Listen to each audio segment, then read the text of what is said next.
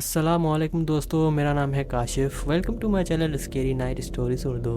तो दोस्तों, आज का जो हॉरर स्टोरी मैं आपको सुनाने वाला हूँ वो बहुत ही ख़तरनाक होने वाली है। लेकिन आगे बढ़ने से पहले प्लीज़, अगर आप लोग हमारे चैनल पर नए हो तो हमारे चैनल को सब्सक्राइब करें और साथ में बेल आइकन को प्रेस कर लें और ऑल नोटिफिकेशन पर क्लिक कर लें। इससे होगा ये कि हमारी नई आने वाली वीडियो सबसे पहले आपके पास पहुँचेगी। तो बिना किसी टाइम वेस्ट किए इस कहानी को शुरू करते हैं।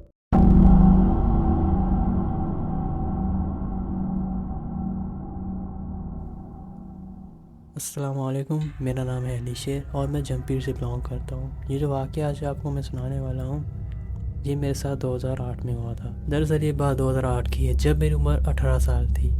हम फिशिंग करना बहुत ही पसंद करते थे। जब हमारे गांव में मछली की सीजन आती थी तो सब लोग फिशिंग करने चले जाते थे। हम छोटे हुआ करते थे, लेकिन हमारे जो बड़े होते थे वो बहुत ही बड़ी मछलियाँ पकड़ के आते थे, लेकिन हमें बहुत छोटी मछलियाँ पकड़ने में मिलती थी। कुछ दिन के बाद हमने प्लानिंग की, मैं और मेरे कज़न अयाज ने, कि हमें ऐसा करना चाहिए। जो हमारे बड़े जाते हैं वो कहाँ से इतनी बड़ी मछलियाँ जाके पकड़ते हैं, हमें उन्हें पर नज़र रखनी पड़ेगी। कुछ दिन के बाद हमने उन पर नज़र रखी तो हमारे साथ बहुत लोग मछली पकड़ने चले, लेकिन हमारे बड़े मामू और चाचे वाले ये उस दिन नहीं चले। और मुझे पता नहीं कि किस साइड पर जाते हैं, लेकिन उस दिन वो नहीं चले। मैंने सोचा क्यों ना मेरे मामू वालों से पूछ लूँ कि आप लोग कब जाओगे फिशिंग करने और कहाँ पे जाते हो। फिर मैं अपने मामू वालों के पास गया, उनसे पूछा कि आप लोग कौन सी जगह पे जाते हो जहाँ पर इतनी बड़ी मछलियाँ मार के लाते हो। फिर मेरे मामू ने मुझे बताया, बेटा जहाँ पर हम जाते हैं ना वहाँ पर हमारे गांव में से कोई भी नहीं जा सकता।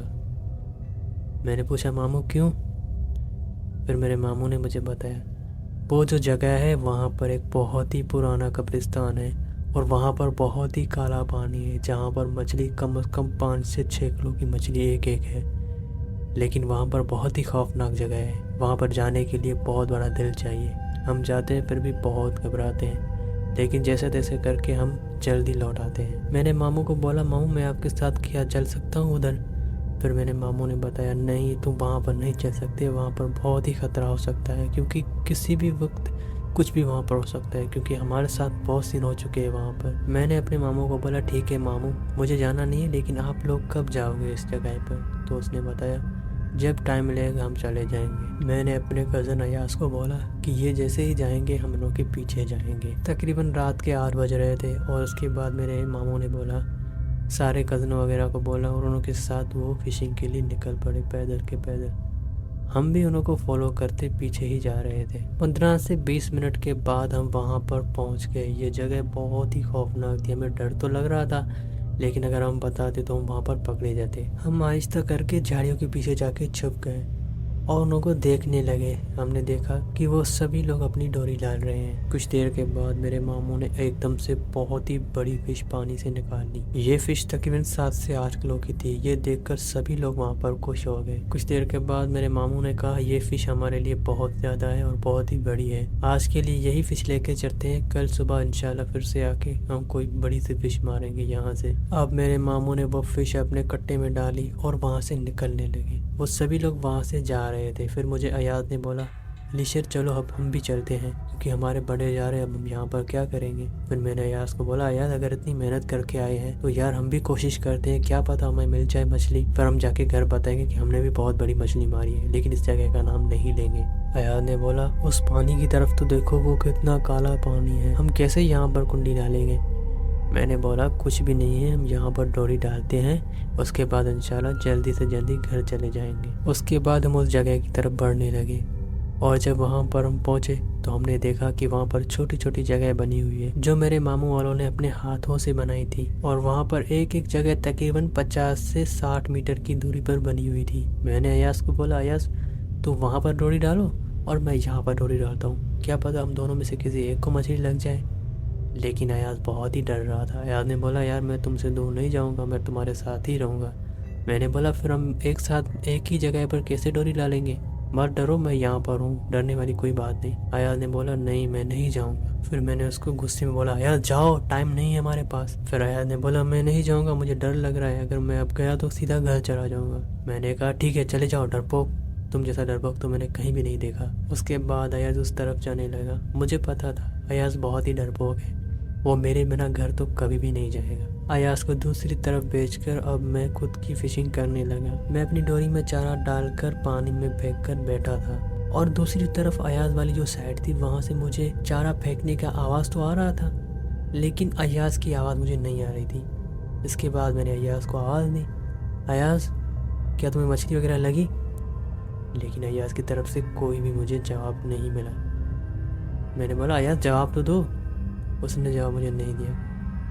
खैर मैं फिर से अपनी फ़िशिंग करने लगा। हमें फ़िशिंग करते हुए तकरीबन वहाँ पर 1 घंटा गुजर गया। मैंने अयाज को आवाज़ दी, अयाज जल्दी से अपनी डोरी वगैरह लपेटो, हम चलते हैं घर। यार यहाँ पर तो कुछ भी नहीं लग रहा, पता नहीं कैसे मामू वाले ये जो है मछली वगैरह पकड़ते हैं यहाँ से। फिर मैंने अपनी डोरी वगैरह लपेटी और अयाज की तरफ जाने लगा। जैसे ही मैं अयाज की तरफ पहुँचा तो मैंने देखा कि अयाज अभी तक भी डोरी डाल रहा है। मैंने कहा अयाज यार ये क्या बदतमीज़ी है, मैंने जब तुम्हें बोला कि अपनी डोरी वगैरह लपेट लो, हमें यहाँ से निकलना है, वैसे भी बहुत रात हो चुकी है। लेकिन हैरत की बात है अयाज ने मुझे कोई भी जवाब नहीं दिया और वो अपनी तरफ से डोरी डालता रहा। मैंने कहा यार अब चलो, देर हो रही है, कुछ भी नहीं लगेगा यहाँ पर। अयाज मैं तुमसे बोल रहा हूँ, जवाब तो दो मुझे, चलना है या नहीं? तुम तो घर जा रहे थे ना, अब कैसे रुक गए यहाँ पर? इतनी देर तुम्हें कहाँ से आई?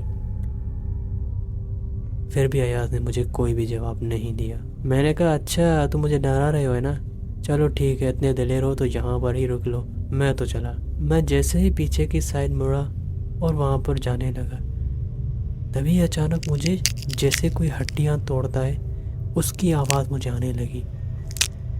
तो मैं रुक गया और पीछे मुड़ के देखा। मैंने जैसे ही पीछे मुड़ के देखा, आप मेरी बात का यकीन करो, वहाँ पर अयाज खड़ा हुआ है। लेकिन अयाज जिस साइड पर खड़ा हुआ है वो वहीं पर ही खड़ा हुआ है, लेकिन उसका जो सर वो पीछे साइड पर पूरी तरह से घूमकर मेरी साइड पर देख रहा था। ये देखकर मेरे इस जिस्म के सारे रोंगटे खड़े हो गए और मैं बहुत ही घबरा गया। मैंने कहा ये कौन सी बला है? मैं वहाँ से जैसे तैसे करके भागने लगा, लेकिन उस वक्त मेरी इतनी टांगे भारी हो गई थी जैसे मेरी टांगों में कोई जोर से पकड़ के बैठा हो और मुझे छोड़ने का नाम ही ना ले रहा हो। मुझे जितनी भी आयतें याद थी मैंने वो उस टाइम पर सब पढ़ी और तभी जाके मेरी वो टांगी हल्की हुई और वहाँ से मैं भागने लगा। लेकिन मेरी इतनी हिम्मत नहीं हुई कि मैं पीछे मुड़ के देखूं कि वो कौन सी मखलूक है। मुझ में जितनी जान थी वो सारी मैंने दौड़ में लगा दी और मुझे फील हो रहा था कि मेरे पीछे कोई भारी भड़कम वाला आदमी आ रहा है। मैं सिर्फ दौड़ता रहा और रुका ही नहीं। मेरे मुंह से सांस की आवाज़ के अलावा और कुछ भी नहीं निकल रहा था। मैं जैसे तैसे करके घर पहुंचा और जैसे ही घर पहुंचा तो मैंने देखा कि अयाज तो घर पर बैठा हुआ है। मैं सीधा अयाज के पास गया और अयाज मेरी हालत देखकर बहुत ही घबरा गया। मैंने कहा अयाज तुम कब यहाँ पर आए? फिर उसने मुझे बोला मुझे वहाँ पर बहुत ही डर लग रहा था और अगर मैं तुम्हें बताता कि मैं यहाँ से जा रहा हूँ तो तुम मुझे वहाँ से जाने नहीं देते, इसीलिए मैंने तुम्हें बताया नहीं और मैं वहाँ से सीधा भागता हुआ घर आ गया, क्योंकि मुझे पता था अगर तुम मुझे देखोगे नहीं तो तुम मेरे पीछे दौड़ते ज़रूर आओगे। लेकिन तुम आए नहीं और मैं रुका भी नहीं, सीधा घर आ गया। उसके बाद मैंने ये जो सारा वाक़या मेरे साथ हुआ मैंने अयाज को बताया। मेरी तो कुछ दिनों तक बहुत ही हालत ख़राब हो गई। शायद मेरे मामू ने हमें सही कहा था कि वो जगह बहुत ही ख़तरनाक है, वहाँ पर अकेले तो कभी जाना ही नहीं चाहिए। लेकिन हम लोग बेवकूफ़ मछली के लालच में पता नहीं कैसे वहाँ पर पहुँच गए। आज तक ये वाक़या मैं कभी भी नहीं भूल पाऊँगा, क्योंकि वो खौफनाक चेहरे वाला आदमी जिसकी पूरी गर्दन मेरी तरफ मुड़ी हुई थी। तो दोस्तों कैसा लगा ये आज का आपको वाक़या? अगर आपको पसंद आया तो प्लीज़ कमेंट में लाजमी बताइएगा। तो हमारी हौसला अफजाई करने के लिए प्लीज़ हमारे चैनल को सब्सक्राइब और इस वीडियो को लाइक शेयर करें। इससे हमें मोटिवेशन मिलेगी और अच्छा काम करने का दिल करेगा। तो ये सब कुछ कर लेना। मिलते हैं एक वीडियो में, अपना ख्याल रखना। अल्लाह हाफिज़।